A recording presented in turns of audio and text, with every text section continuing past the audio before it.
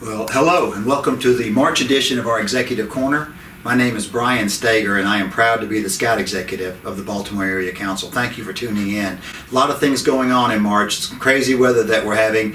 Warm one day, cool and blustery the next. But there's a lot of warmth and a lot of great things happening in scouting, and we'd like to just share just a few of those with you today if we can. So thank you again for tuning in. I'm going to start with an activity that comes tomorrow. It's our University of Scouting at Carroll Community College. Almost 500 volunteers will be there. We have Group Director of Membership Wendy Shaw coming in from our national office to talk a little bit about the inclusion of girls and young ladies in our scouting program. We already have young ladies joining now as part of the early adopter program, and we'll have a lot more coming in this fall. So I don't think you want to miss that. I hope you've planned to visit with the University of Scouting tomorrow at Carroll Community College.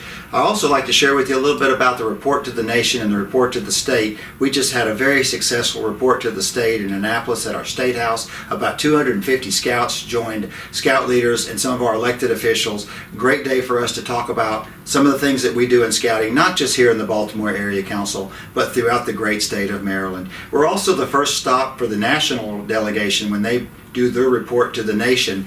They came to Annapolis, toured the academy there, visited the chapel, and stayed through lunch. So we're happy to have hosted them on their first day of their tour while they were here for the report.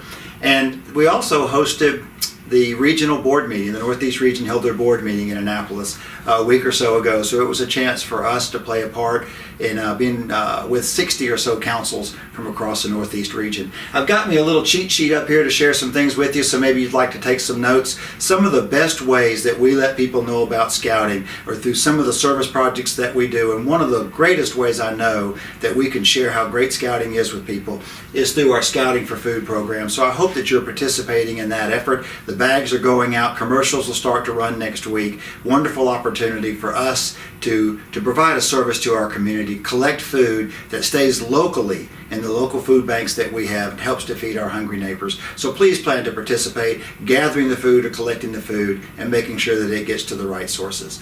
The next thing that I was going to talk about was camp cards. What a great way for us to let the public know who we are, show off our young people in their uniforms selling camp cards. Same opportunity with popcorn through the fall. So we hope you're participating in the camp card sale and allowing your scouts the chance to sell cards and earn their way to camp. Our council recognition dinner is set for April the 19th. It'll be a night that we'll recognize the Silver Beavers, and we'll also talk about our Journey to Excellence recipients, gold, silver, and bronze throughout the various districts. Orioles Scout Night is Saturday, April 21st. Tickets are already being purchased through that effort. We anticipate somewhere between 12 and 1,500 scouts, volunteer leaders, and family members participating. Come see and cheer on the Orioles as they play the Cleveland Indians.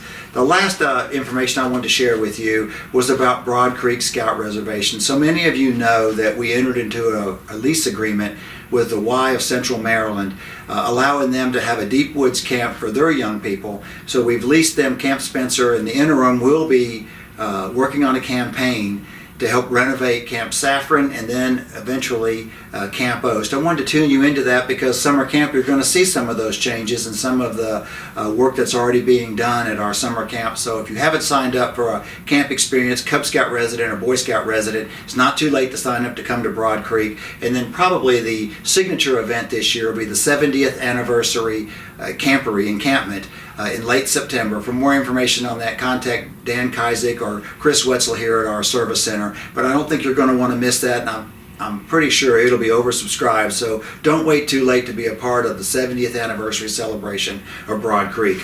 Last two things to mention: the World Jamboree will be here next year. There's still about a dozen slots left for anyone that would like to participate, Boy Scout age, venturing age, that would like to come to the World Jamboree. First time we've hosted this in 60 years. Please don't miss out on that opportunity. And we are also sending a delegation to Normandy to stay on Omaha Beach to recognize the 75th anniversary of D-Day. That'll be next April. You can contact Manny Fonseca at the Service Center for more information on it. Always close with the Scout Shops. We're so grateful to what they do to provide uniforms, literature, materials, advancements. So don't hesitate to go by and visit our National Scout Shops for any of your needs. A lot here in just a little bit of time, but hope that you'll tune in again next month. Thank you again for all that you do to make scouting the quality program that it is. See you next month.